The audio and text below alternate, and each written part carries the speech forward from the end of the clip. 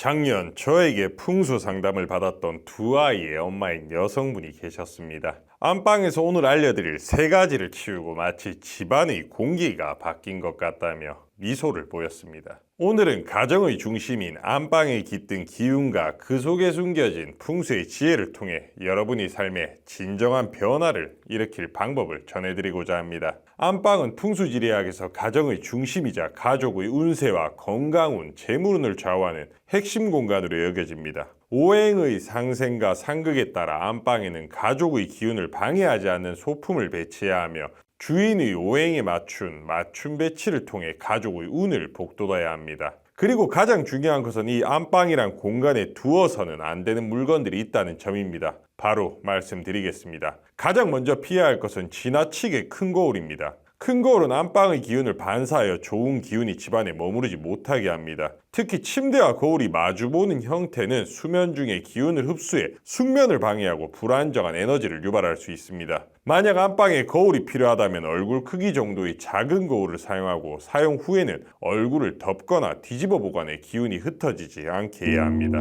두 번째는 날카로운 물건이나 금속으로 된 물건입니다. 날카로운 물건은 오행상 금에 속하며 이는 안방에 긴장감을 조성하여 가족의 화합을 방해할 수 있습니다. 예를 들어 손톱깎이나 가위, 칼과 같은 금속류는 안방 내에서 서랍 등에 넣어 눈에 띄지 않도록 보관해야 합니다. 또한 침대 가까이에 칼이나 날카로운 물건이 있을 경우 가족 간의 다툼이 잦아지거나 관계가 냉해질 수 있으므로 유의해야 합니다.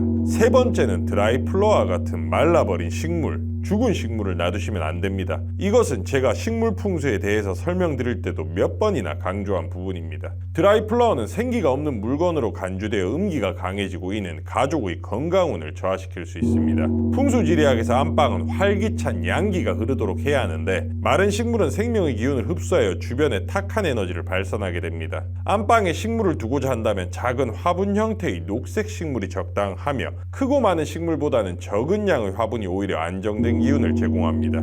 마지막으로 안방에 쓰레기통을 두는 것도 피하셔야 합니다. 쓰레기통은 버려진 물건과 음기를 담고 있어 그 주변에 부정적 에너지가 모이게 합니다. 안방에 쓰레기통이 꼭 필요하다면 작은 크기로 선택하고 뚜껑이 있는 쓰레기통을 사용해 음기가 방 전체로 퍼지지 않도록 관리하는 것이 좋습니다.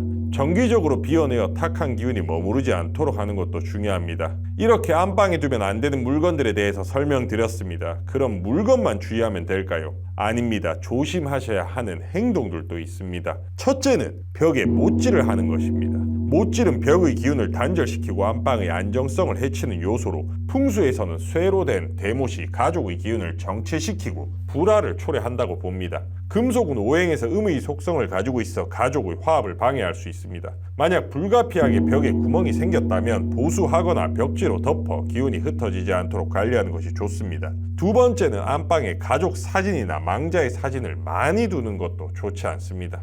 안방은 가족 간의 조화와 부부의 사랑을 상징하는 공간이므로 부부의 기운을 보강하는 사진 한두 장 정도가 적당합니다. 가장 최악은 벽에 못을 박아 무거운 액자나 사진을 걸어두는 것이겠지요. 이는 풍수적으로 기운의 흐름을 막아 가정의 안정을 해칠 수 있습니다. 특히 쇠로 된 대못을 박아 물건을 걸어두는 것은 가정의 기운을 정체시키고 불화를 초래할 수 있으므로 가급적 피하는 것이 좋습니다. 안방의 기운을 맑고 온화하게 유지하는 것은 가정의 행복과 번영을 지키는 첫걸음입니다. 불필요한 물건이나 부정적인 에너지를 유발하는 물건을 최소화하고 자연의 조화로운 기운이 흐르도록 배려하여 가족의 운세와 건강을 지키는 안방 풍수를 실천하는 것이 중요합니다. 안방에 두어서는 안 되는 것들과 하면 안 되는 행동을 살펴본 만큼 이번에는 안방에 두면 좋은 것들에 대해 알아보겠습니다. 적절한 풍수 소품의 배치는 안방의 기운을 조화롭게 하여 가족의 건강과 재물운을 더욱 복돋아주는 역할을 합니다. 작은 변화 하나가 큰 기운의 흐름을 바꿀 수 있으니 지금부터 꼭 주의 깊게 들어주시길 바랍니다. 안방에 두면 좋은 물건 첫 번째는 청자 항아리입니다. 청자 항아리는 재물운을 모으고 끌어들이는 물건으로 알려져 있으며 특히 둥근 형태의 청자 항아리는 금전운을 강화하는 효과가 있습니다. 청자는 고유의 청록색 기운을 품고 있어 오행 중 목과 수에 해당하며 이는 생명력을 상징하고 안정감을 부여하는 효과를 줍니다. 청자 항아리를 안방 동쪽에 두면 좋은데 동쪽은 목의 방향으로 재물의 성장과 번영을 상징합니다. 항아리 속에는 현금이나 금을 넣어두는 것이 좋습니다. 이것은 금전운을 상징하는 금의 기운이 항아리를 통해 계속 모일 수 있도록 유지합니다. 이때 항아리의 크기는 적당히 큰 것을 선택하되 겉에 장식이 없고 매끈한 형태가 가장 좋습니다. 두 번째, 돼지저금통입니다. 이것 또한 재물운을 불러들이는 안방 소품으로 적합합니다. 돼지는 재물과 번영을 상징하며 풍수에서는 저금통을 단순히 돈을 모으는 용도가 아닌 금전 기운을 모으는 상징적 물건으로 봅니다. 돼지 저금통은 안방 침대 아래에 두거나 잘 보이지 않는 곳에 두어 금전운이 흩어지지 않도록 하는 것이 좋습니다. 침대 밑에 놓을 경우 돼지 저금통의 위치가 중앙에 가까울수록 기운을 더욱 잘 모을 수 있습니다. 세 번째는 금고입니다. 돼지 저금통과 마찬가지로 재물운을 끌어오는 데 중요한 역할을 합니다. 금고는 재물의 흐름을 잡아두고 모으는 기능을 하며 재물운이 집안에 머물도록 돕습니다. 금고 안에는 통장이나 금, 보석과 같은 귀중품을 보관하며 집 관련 문서나 중요한 계약서 등도 함께 넣어둘 수 있습니다. 만약 금고가 준비되지 않았다면 작은 상자를 준비하여 귀중품을 놓고 안방 동쪽이나 북쪽 구석에 두는 것도 효과적입니다. 풍수에서 금고는 재물이 모이는 공간이므로 잘 보이지 않는 위치에 두어 재물이 쉽게 흩어지지 않도록 합니다. 네 번째는 천원지폐입니다. 대한민국의 천원지폐 뒷면에 그려진 개상정고도는 풍수지리에서 명당을 상징하는 그림으로 자연의 좋은 기운을 모아주는 효과가 있습니다. 이 지폐를 깨끗한 상태로 준비한 후 흰 종이 봉투에 넣어 금고나 돼지저금통에 함께 보관하면 재물운이 상승하는 데 도움이 됩니다. 마지막은 적절한 조명입니다. 이것 또한 재물운에 좋은 영향을 미칩니다. 안방의 조명은 너무 밝지 않고 은은한 분위기를 유지하는 것이 바람직하며 노란색 빛의 조명을 사용하면 안정감을 주는 동시에 금전운을 끌어들이는 효과가 있습니다.